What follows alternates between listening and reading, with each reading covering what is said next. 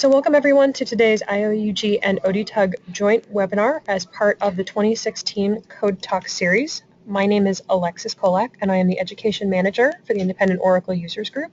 I'm very pleased to welcome you to today's session, Temporal Validity and Flashback with Chris Saxton and Stu Ashton.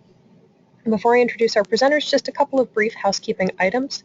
Please note that all of the attendees in this call are in listen-only mode. If you have questions or need assistance during today's presentation, please enter your question in the question feature of the GoToWebinar toolbar, which should be located on the right-hand side of your screen. And a staff member will be happy to assist you. We will hold questions until the end of today's broadcast. Additionally, we will have some polls available to you as an audience, so when you're queued to do so, please open the GoToWebinar toolbar and go ahead and input your response for those quizzes. With that, I'd like to introduce our presenters for today's session. With us, we have Chris Saxton. Chris is a part of Stephen Feuerstein's developer advocate team and answers questions on asktom.com, and his job is to help you get the best possible results out of the Oracle database. Additionally, with us, we have Stu Ashton, and Stu is a developer and technical architect for Oracle. For the last 10 years, he has specialized in database development and SQL. So welcome, Chris, and welcome, Stu. Thanks, Alexis. It's good to be here. Thanks to everyone out there who's joining us today. I hope you have a great session. As Alexis said, it's my role to help you get the best out of the Oracle database. So it's going to webinars like this and answering questions on AskTom. Additionally, feel free to reach out to me on Twitter and let me know what we could do better to help you be more effective when working with Oracle.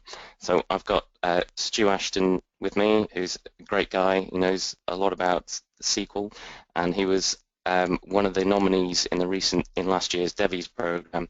So hi, Stu. What was your thoughts about how that went? Can you hear me okay? Yeah, I can hear you. Okay, great. Hi, folks. I'm a developer and technical architect.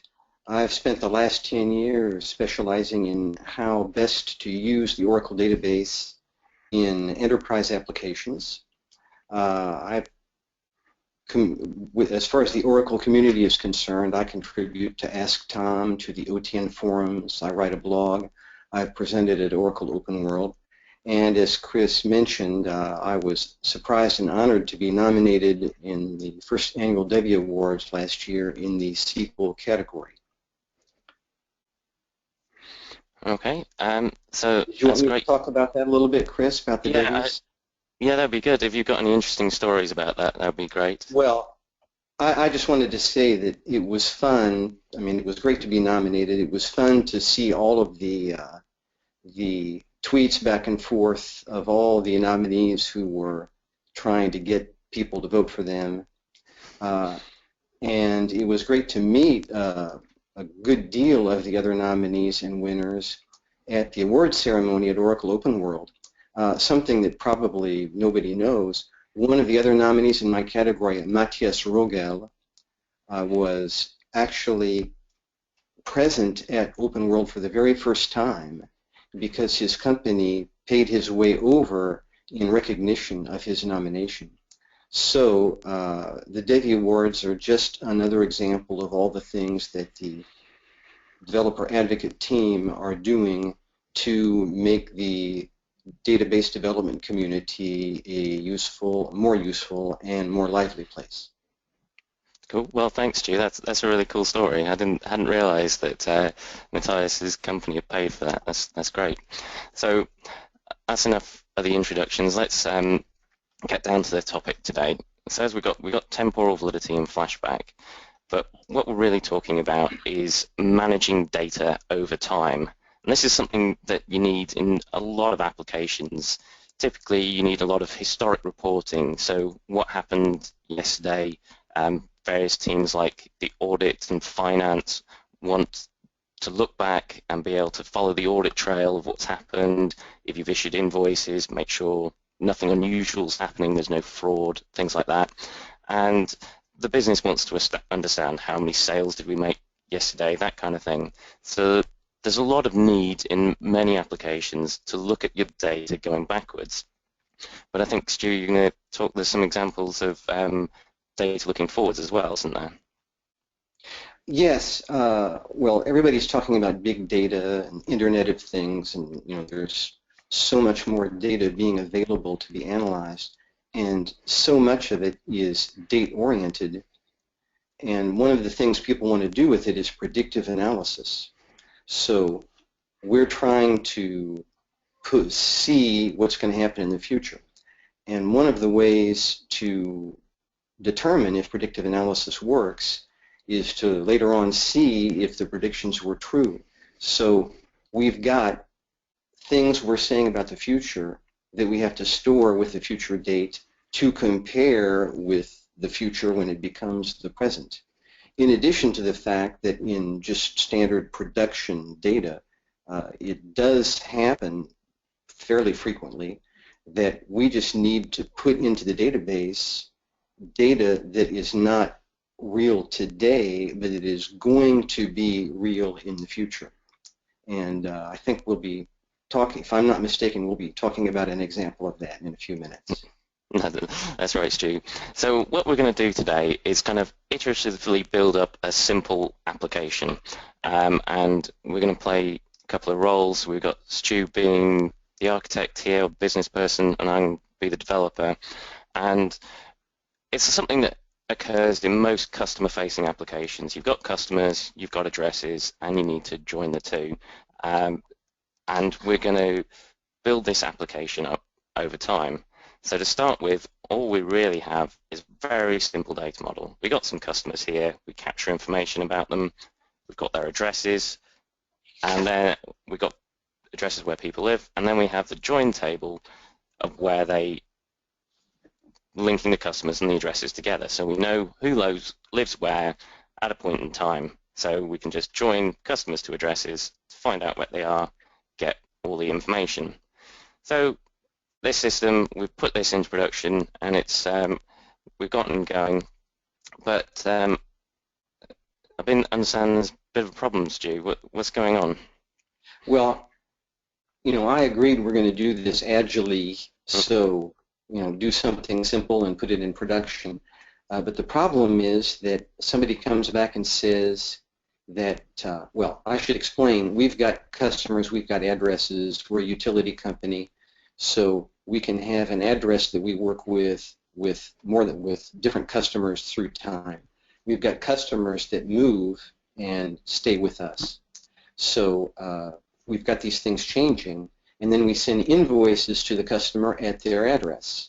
So somebody's come to us and said that the invoice was printed with the wrong address on it. Okay. And look in the database, and it's not the same address.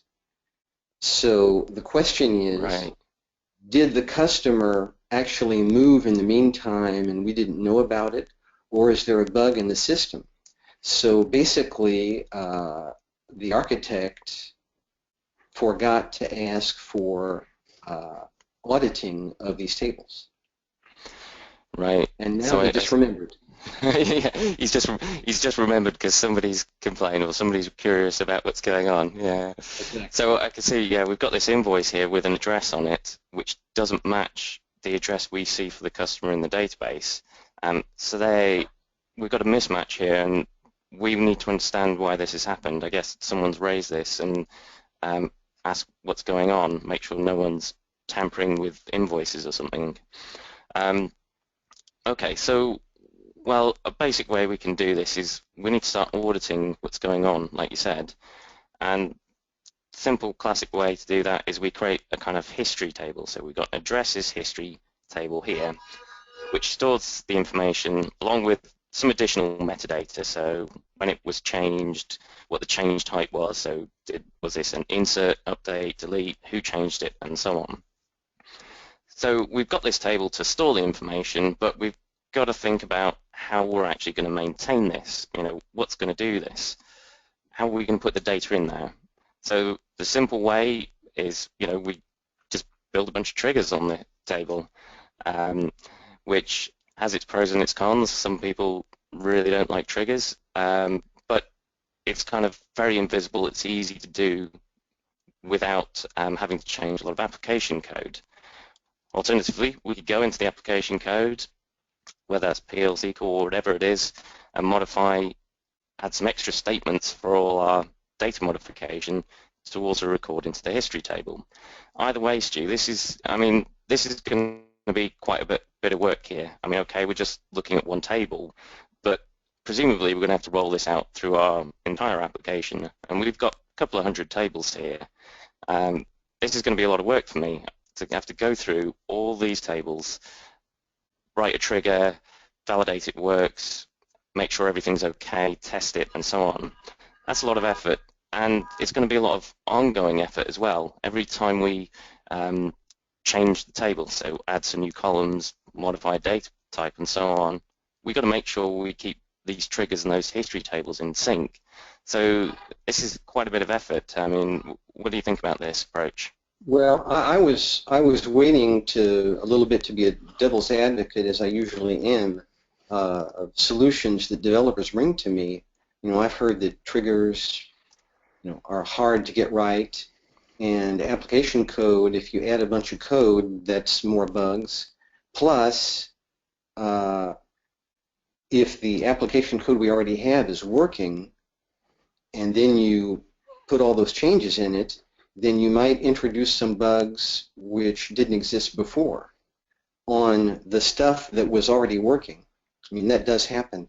So, you know, you've done a fairly good job of making me uneasy, but the fact is we have to get this done somehow. So is there some alternative where we can avoid these potential drawbacks? Okay, yeah, I see what you're saying, Stu. Well, there is this feature. Go on. Chris, excuse me, just one thing. I mean, we've got this database that we paid money for, and don't we need audit tables all the time? I mean, why doesn't the database just do this for us? Well, that's a good question, and there is a technology we could use. There's something called Flashback Data Archive, and this enables Oracle to audit the changes to the tables for us. What we can do is we define this on the table, each table. So every table we want to have a history for, we want to know what happened to it in the past. We can put it into the archive, and then Oracle will capture the changes for us. So it will keep track of what's been happening over time. So, I mean, how does that sound? Shall I show you a bit more about how that? I mean, that sounds more than reasonable, and if it's less work for us and more work for Oracle, then that's fine with me. But can you show me a little bit about how it might work? Okay, all right. So let me go into SQL Developer here. If I bring SQL Developer up, so what we can do to enable this is create. First thing we'll have to do is create a Flashback Archive. So we can do this, create Flashback Archive, which table space we want to stick it in, and define our retention period. So this is going to be how long Oracle will guarantee we keep that history for. So we've got 7 years here. Maybe we only need it for a month, maybe you need it for 10 years. Who knows? We'll need to speak to the regulators or the various people in the business how long we actually need to keep that for. But the point is we can define that. And once we've created that archive, to enable Oracle to capture the changes to it, all we need to do is run this really simple alter table flashback archive, and then Oracle will start capturing that information for us. I mean, how does that sound? Well, are you saying that with those two things it's done? Yeah, I mean, it's... So you've basically implemented the requirement already. And just one thing, that first line, you said you've got potentially a couple of hundred tables to audit. So basically that first line, if I understand correctly, works for all of those 200 tables. So this Flashback Archive, you mean? Yeah. Or yeah, so we've created the one archive, and then we could put all the rest of them in it. Now maybe we might have different requirements for different bits of information. Maybe there's some non-customer facing information we don't really care about. We could create different archives, but it's easier generally to just put everything in Look, the same we place. could put all the tables in one archive if we wanted to. So Exactly. basically, adding a table to this setup is one line of code. Pretty much. I mean, you know, as an initial build, we could just write a little SQL script that selects from user tables, generates these alter table statements.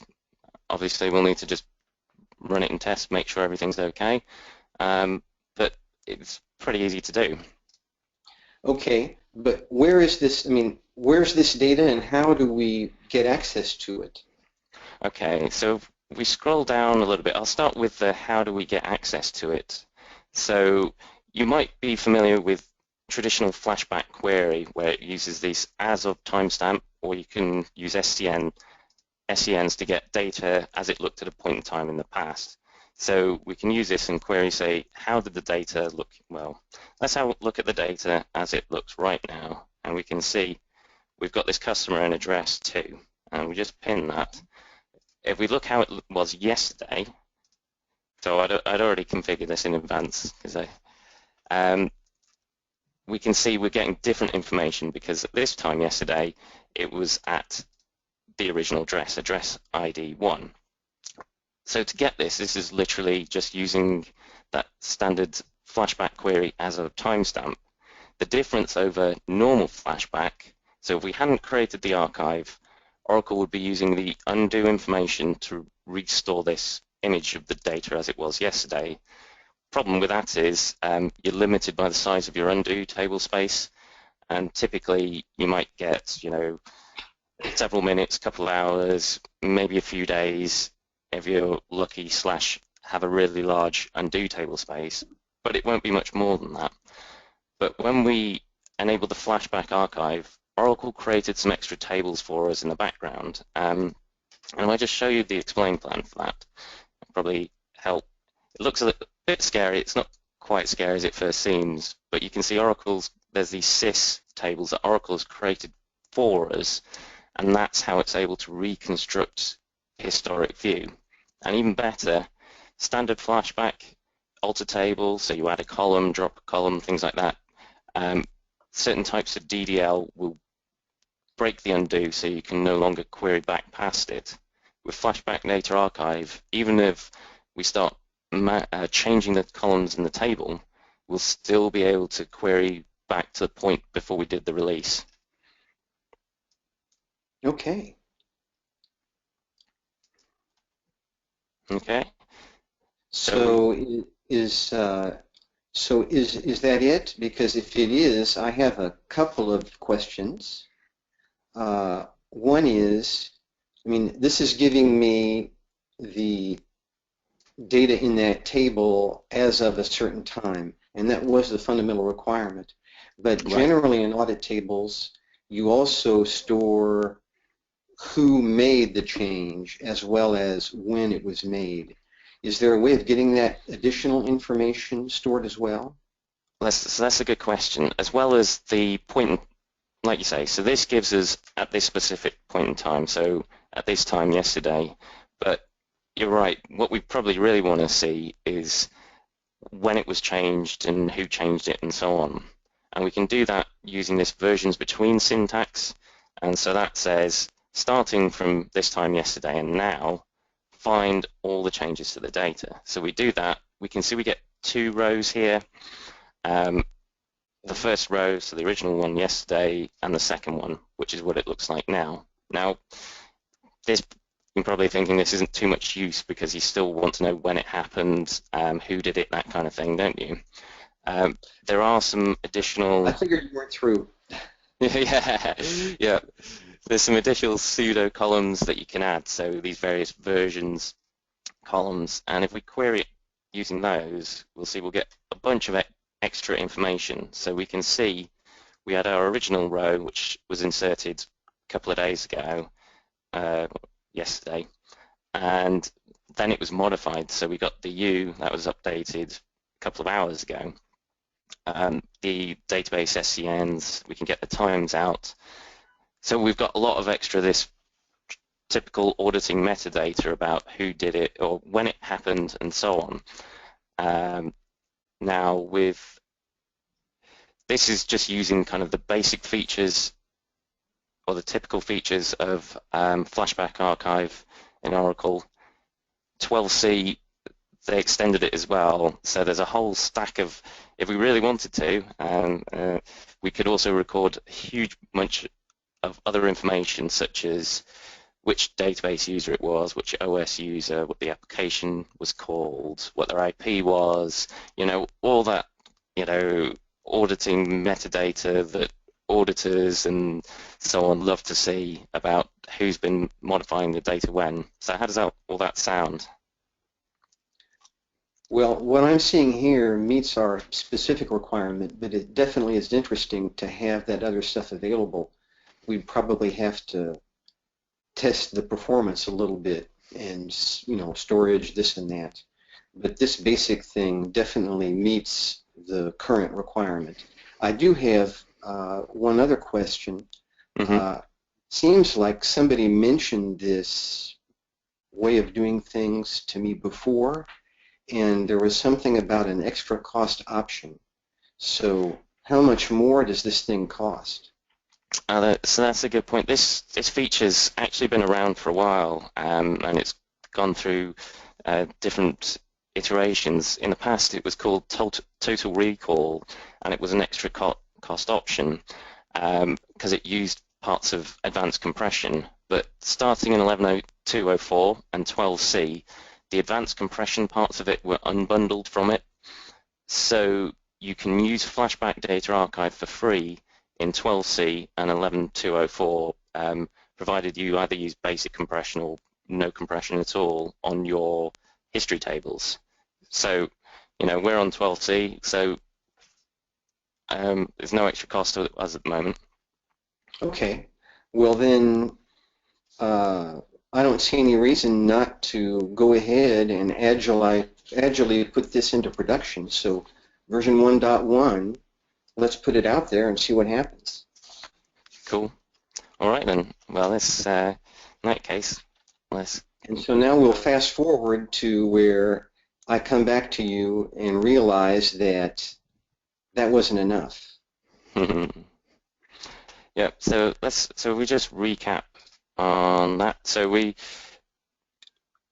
by putting tables in Flashback Archive, we can see the history, so we can get a point in time of the history with these as of timestamp or SCN queries. We can see all the changes between two times with versions between. We can audit pretty much everything you would want to audit. Be aware of space, as Stu said, and provided you're on 11.204 or higher, this is now free. But as you said, Stu, I think you've got another requirement for us. Well, that's all working great, but the problem is that, now we know what date is associated with data that's entered into the database. But as far as just the user data, all we have is just customer ID and address ID. So, we know what is to be the current truth. But the problem is that a customer may inform us, if he's nice, that he's moving, and the move date might not be the day that he contacts us, but sometime in the future, or if he's did a bad job in the past. So can we put in the database the dates where a customer was at such and such an address? Right, so where he moves from one address to another? Okay, so we're going to have to extend the schema here, aren't we, and add some moved in and out dates to this customer addresses table, so we know when they've arrived and moved out of a particular address. Although I do have what are we going to put for these moved in dates? Everyone has a current address. What value do we propose we put in there? Okay, well that is up to me, up to the user to answer that question. Well, I think the first question I would ask is, do I have to put something in there? If I don't put anything in there, does that mean that, we don't know if he moved in, or does it mean that he was always there? I don't really want either of those things to be true. So I guess we'll just have to take, I guess the easiest thing would be to just take whatever date you actually create the new column and stick it in there. Because, we're not generating invoices with past dates. So we don't need to go back and, figure out when the customer really moved into that place. So just fill that in with that date and don't leave it null. Fair enough. Okay. And I would assume that the moved out date could be null, and that would just mean that he hasn't moved out? Well, that's right. I mean, for people in their current address, how could we put a moved out date? Because, like you say, people, hopefully nice people, will phone us up and tell us that they're going to move next week, next month, or whatever. But even if we were to pick up some far-flung date in the future to mean we still live here, eventually we'll get close to it, and it can be a bit confusing. So I think if we just say that moved out null means that that's your current address, that's probably the best approach. He's going to be there until he says otherwise. Yeah, exactly. Okay, well that works for me. Okay. But wait a minute though.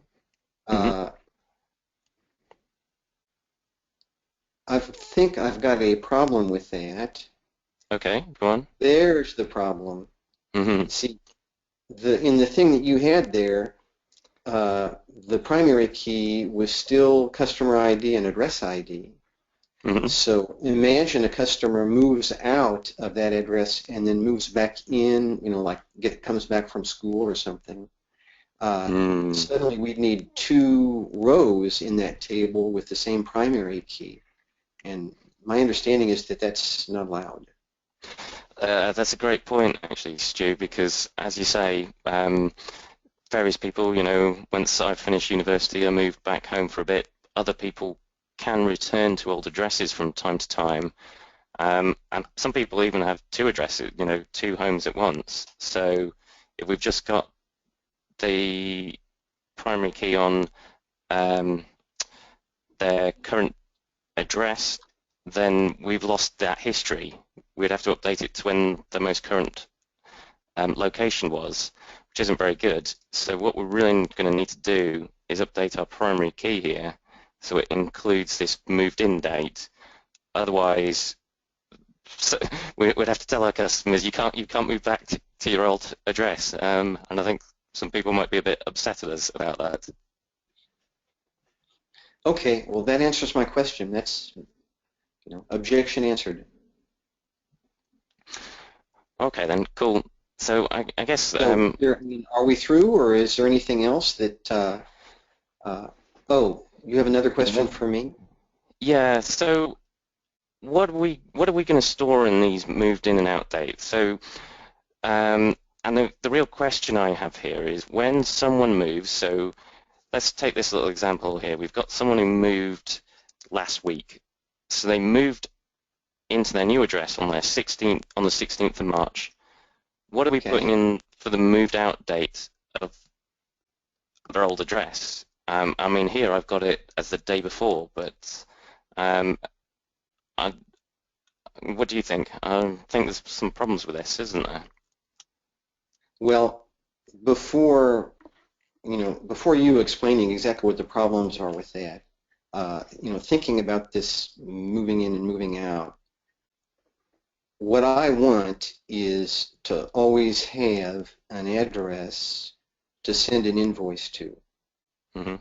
Unless the customer has, unless we've lost the customer and then he comes back, then there could be a gap.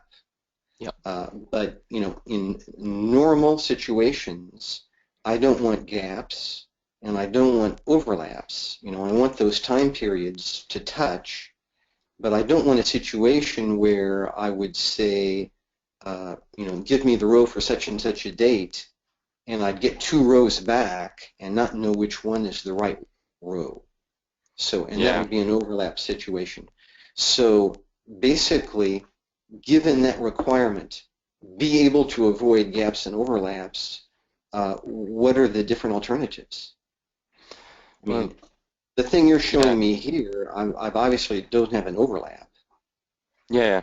Well, if we kind of go on, the thing we've got here, by saying they moved out on the 15th on their old place and moved in on the 16th, we got this kind of big gap here on the 15th. What does it actually mean? You know, if we need to know where they were on midday day on the 15th, are they at their old address or at the new one? Because these don't touch, so we've kind of got a bit of a problem here, haven't we? Okay, well, we've got the gap. I don't want that. Okay, so if we go on to the situation where they touch, so the old address ends on the 16th and the new one starts on the 16th, then they touch. But then obviously we need to make sure that we don't double count someone, so we don't say they're living at the same address or two addresses on one day when they weren't. Well, why don't we just say that the end date is exclusive? Right. You know, the start date is included in the time period, but the end date is not included in the time period.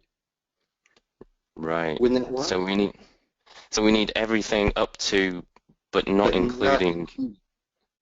Right, I get you. Yep. So if we store in the table something like this, we're saying up until 15th of March, 11 p.m., 59 minutes, 59 seconds, however many fractionals, infinite fractional seconds, they were at this address. But as soon as it ticks to the 16th of March, they're at the new address. That's what you're saying, isn't it? Yeah, I mean, that looks like, you know, that looks like two rows that are really touching. No matter what date and time I throw at the database, it's going to give me one answer back. Yep. Exactly one answer. And that's what I want.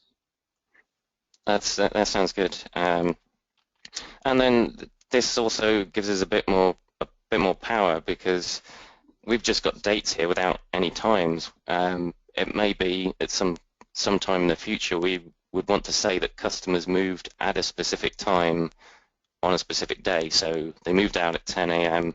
and moved in at 10 a.m. By doing that, if we ever extend this, so we're recording times in here as well, we've handled that case. Whereas if we had that kind of air gap between the dates, it would be much harder to represent that, wouldn't it? Yeah. Okay. Well, that's fine. Who knows when we'd have to specify middle of the day move date. That could happen. So that's okay, I think, as far as the table design, the new columns, and you know what kind of dates we're going to put in the two columns. But I'm curious to know how you're going to actually code the SQL to get the row that I'm interested in. Okay, that's a good question. So at this point, I'll jump back into SQL Developer. So I'll just walk through the process we would have had to go through. So we would have altered the table, added these, set the moved in date not null, and recreated the primary key. And then we initially had this person's old address, so they were there since 2000 or whenever. So to mark them as moved, what we need to do is set their old address to the date they moved, and then insert a new row. So we need to do an update and insert like that. So we get that, and now when we query customer addresses, we got the two rows, so they're old one and the new one. But in terms of querying to find out where they are, so if we want to find out where they currently lives, I've seen a lot of people do something like this where they say sysdate between the moved in and out date, and because the moved out date could be null, we can use MVL, or we have to use MVL or coalesce or something like that. But there's a problem with this, isn't it? Between is inclusive, so we got this double kind of counting problem where we can get two rows returned for a particular date. What we've effectively got is this. We're checking moved in date is less than or to or equal to sysdate. We've effectively got this. moved in date less than or equal to the date we're interested in, and the moved out date is also equal to it. So if we ran that for the 16th, we'd get those two touching rows. Now we could avoid that by adding this +1, but that's a bit goofy, isn't it, Stu? And it gets us back into the problem of if we need specific times a day they moved, we're stuck. So what we really should do... That would only work for dates, not for dates and times. Is that exactly. it? Yeah, okay. So what does work? Well, the correct way, based on what we've just discussed, is that we should say the moved in date is less than or equal to the date we're interested in, sys date, and the moved out date is strictly greater than our date, or it's null. Okay. So this inclusive, exclusive. Mm-hmm. Exactly. Okay. Well, that makes sense. Okay, this looks good so far. I mean, you know, I like the table design. We know what we're going to put in there, and it looks like you can get the SQL statement correct, but it took you a while. I mean, maybe you knew the right way to do it from the beginning, but it looks a little complicated for the developer. Is there any way that we can simplify things so that the developer will be less likely to make a mistake with this stuff? That's a good point about mistakes, isn't it? Because as you said, I've gone through a few iterations. We're going to have to make sure new people on the team do this exactly, and it's still really easy for me to make a silly mistake, like put the equals over here instead. You know, something a little bit daft, and not notice it. So fortunately, again in 12c, there's a new feature called Temporal Validity, and what we can do with this is create a temporal period on the table. We do that by just doing an alter table, add period for, and whatever we want to call the temporal period. So in this case, resident, and then specify the columns that make up that period. So the moved in, moved out date. Now I could leave these out, in which case Oracle would create a period for us and actually add some invisible columns for us, called resident start and resident end.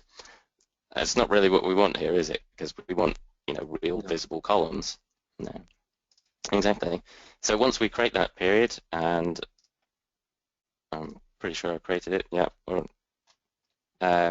Once we created that period, we can then just find out where someone lives using this as of period for syntax. And that this is a nice kind of... Go on, do you have a question about that? No, I was just saying, okay, that looks good. So, I mean, that looks good, okay, but does that mean that he's doing the same logic that you wrote explicitly a minute ago? That's a good question. So if we look at the explain plan, perhaps a little bit small there, but you can see we've got the predicates here: moved in date less than or equal to sys date, and moved out date is null or it's greater than sys date. So effectively, Oracle has actually written the same where clause I have here. It's just done it for us by using this as of period for syntax. So this makes, you know, my life as a developer a lot easier. It's a lot less typing. I'm a lot less likely to make a mistake. We won't have to. We'll still need to test this, but we can be confident that all those various edge cases about inclusive, exclusive are going to be handled in the same way, provided we've used this as of period for syntax. And so we can use it to find out where they were at a particular point in time. Okay, so basically it's just the same code except that Oracle's writing the hard part. Exactly, yeah. It's just making my life easier, reducing the chance I'm going to do something silly. Well, I can't object to that. Cool. So, and they say, so you know, we've got... go ahead and do this? Yeah, I think we're going to go ahead and do this. You have some more stuff to show, go ahead. Yeah, so we can do for sys date, but we can also pick a particular date and time. If I go back to the 1st of March, so you can see they moved to here on the 16th of March. If we just pin that on the 1st of March, have I got that wrong? Oh, what have I done? I've got 2015. I got my dates wrong. No wonder there we go. So where do they live in 2015? There we go. There's the old row. So we can see where they were at any particular point in time, and we can also join it to all the other information, just like a normal table. So as of period 4, this is our table alias, and we can join it up and get all the data. So, you happy with that? Should we move on? Yeah, okay, so it's not just something you can do on one table. You can do this in any combination on any tables anytime you do any kind of a select statement. Exactly. So if we want, so if we look at this explain plan here, we can see Oracle's added those predicates to the customer addresses table, but then it just kind of adjoins the actual address table as normal. Okay. So there's no, Cool. It doesn't add any special limits or anything. It's just you can use it anywhere you'd use the other stuff. Exactly. I mean, like I say, it just makes my life easier, reduces the chance I'm going to make a mistake, really. Okay? Okay. So as we said, let's just recap that. All we need to do is alter table, add the period 4, and if we had other tables in our database that already had these moved start and end dates, and we'd handle them the way we discussed, where the end of one row equals the start of the next, then we can just add this automatically and use this syntax, and Oracle will handle all of that for us. We've got to be on 12C. Unfortunately, it only does this for select, so we've still got to manage all those insert, update, deletes ourselves. Bit of work still, but you know, this is a nice feature, and hopefully it will come along as time goes on. Well, as an architect, I'll tell you the things I like about it. One is that there's something in that the database definition, the table definition, that says that those dates are related and make up a time period. And I think that's good documentation.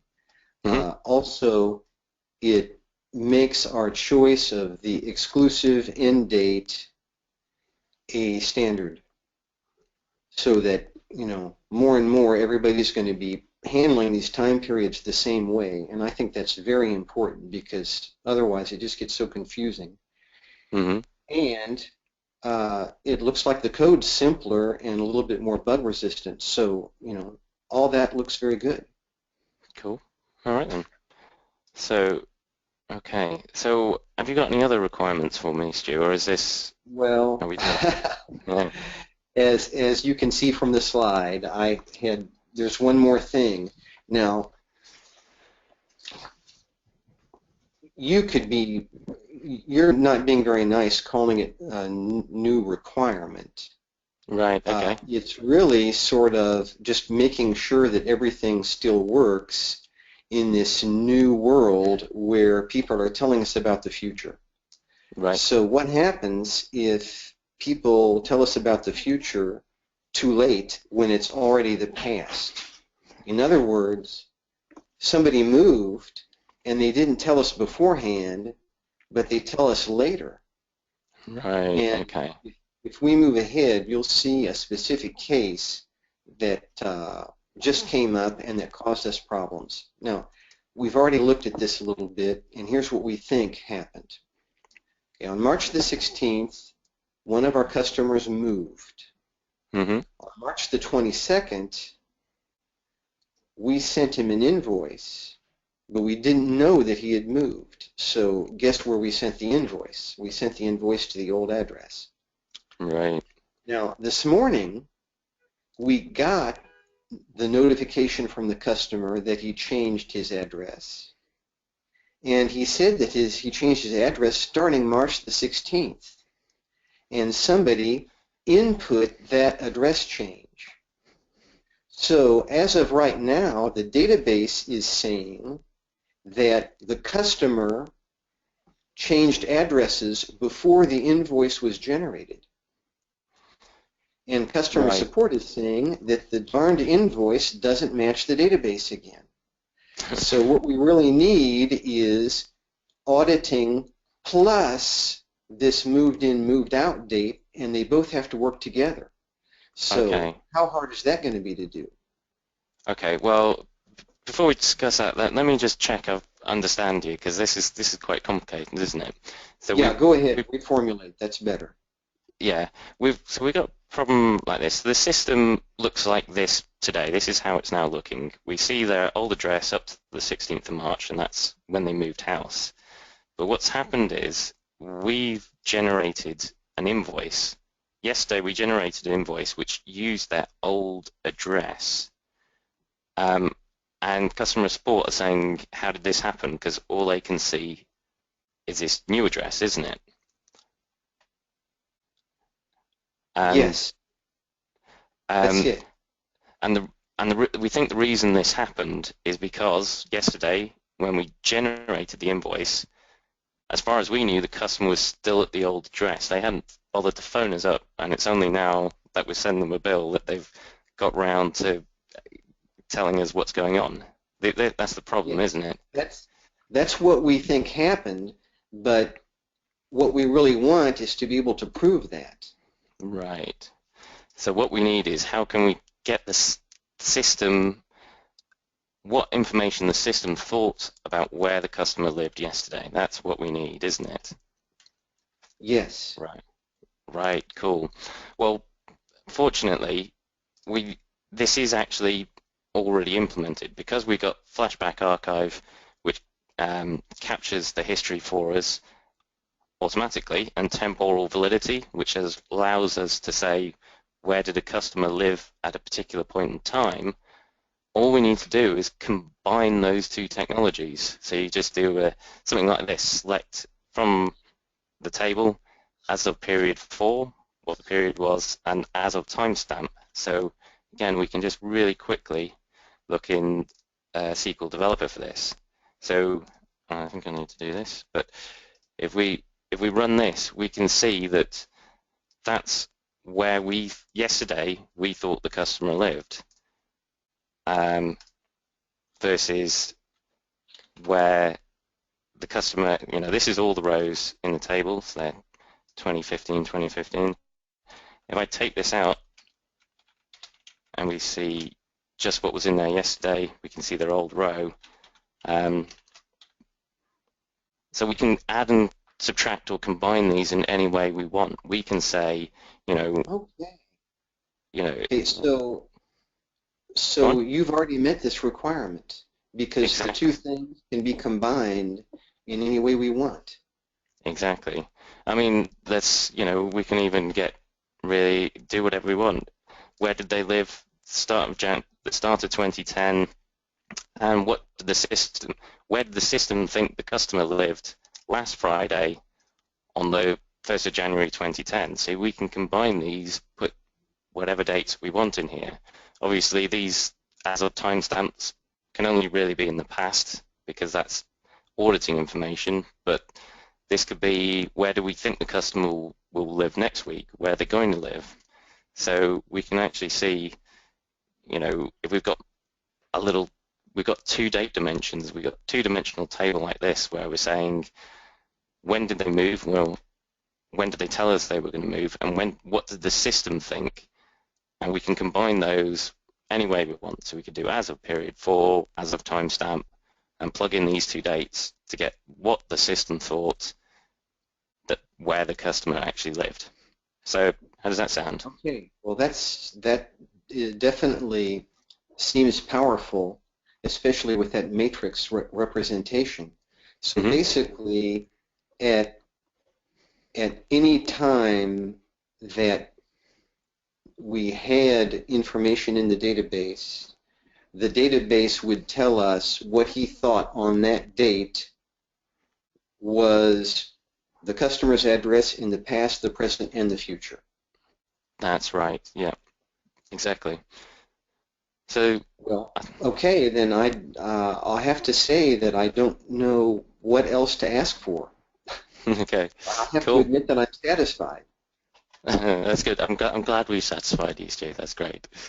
So, let's just have a little bit of recap. I think there's an important distinction we need to make here about whether you use temporal validity or flashback archive, isn't there, Stu? Because it's temporal validity is more about the actual real world date. When did this happen in the real world? When did the customer move? When did the price change? So on and so forth. But flashback archive is more about, well, what did the database believe at that point in time? Because obviously we're not always going to get told. Customers aren't always great in telling us exactly when they're going to move, are they? Yes, auditing is about when we entered stuff into the database. Exactly. So, when we go through forward, and if we're going to roll this out in the future, we need to make sure that we keep this distinction in mind. If we want to record the actual time something happened in the real world, temporal validity. If we just want to know what the system thought in the past, auditing, flashback archive, and we can combine those however we want. You get the best out of it. Well, you have to be on 12C for temporal validity. There's enhancements to flashback archive in 12C for the extended auditing, but best of all, it's free. It's no longer an extra cost option. So I don't think, have you got anything else to add to this? Or? Well, just as an architect, I am always for, if we have a product, use it and not develop things that we can just get the product to do for us. And I think this is an excellent example of that. Maybe there's a very small amount of extra work on the part of the DBA, but the developer is just going to save tons of time. And as far as temporal validity is concerned, obviously it's helpful to you to have something that's more standard, that's less code, that's more bug resistant, but it also helps us think about time periods the same way all the time. And as an architect, it's important for me that we have our heads straight and not just our code straight. Exactly. So I think that's lots of pluses in all this stuff. Cool. All right then. In that case, we're pretty much up with the hour. But if people have questions, if they want to, anything they want to clarification on, I'm happy to hang around for a bit longer.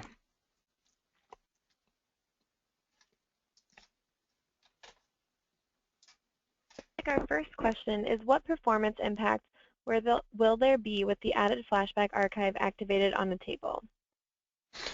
Okay, so the actual process for managing the history is an asynchronous process, and one very important thing you need to check when you actually enable Flashback Archive, it's a separate process that builds all those tables you saw in the explained plan in the background. And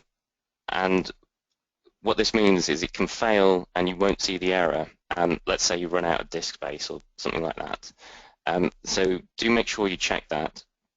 But ongoing, the overhead will be relatively small because it's a separate process that is actually managing that history for you, so it's not part of your main transactions. Okay, any other questions or more? Great, thank you. Our next question, is it possible to query on which day the last change was done for a particular table row? So know when you last changed a row in the table. Yes, so if we kind of go back to these kind of versions between syntax, so let's say we go back as far as we want to go, we can kind of take the maximum SCN or maximum timestamp to find out the last update date. So by using this version between syntax, we can look back and see when changes happened, and just use kind of standard SQL like max dates on that to find that information. Okay. Great, thank you. If the app incorrectly creates overlaps, then the period query will return more than one row. Yes, Is that that's correct. Okay. Yeah, you still, as I briefly mentioned, you still actually need to manage the inserts, updates, delete yourself. One thing Oracle does do for you, so if we bring up this table quickly, it does add a constraint to make sure that the start date, the moved in date, is strictly less than the moved out date. So if we go to the constraints here, it'll come up in a second. But that only checks within the row. So you can see here we've got a check making sure that moved in date is strictly less than moved out date. Oracle's added that for you when you created the temporal period, but in terms of actually validating that there's no overlaps and gaps, that's still something you have to handle yourself. Okay, thank you. Our next question, how and what will be the performance impacted by using the Flashback Archive at the time of inserting data or updating data from the application? So I think that was similar to the first question, wasn't it? In that, I don't know if you've got anything to add on this, Stu, or? Well, my understanding is that Flashback Data Archive or its ancestors had there were two ways of doing it.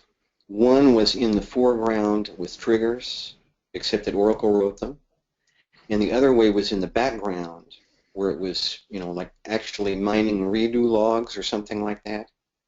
And my understanding is that what you're proposing, Flashback Data Archive, is a background process.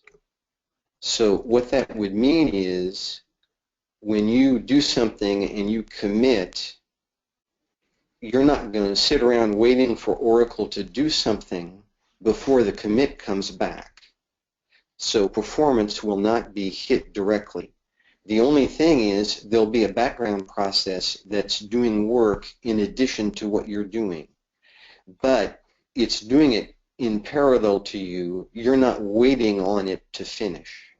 Yeah. So I would suspect that performance would generally be okay, but obviously you have to test, and of course the hardest thing in testing is to know what to test and how much to test. But, Yeah.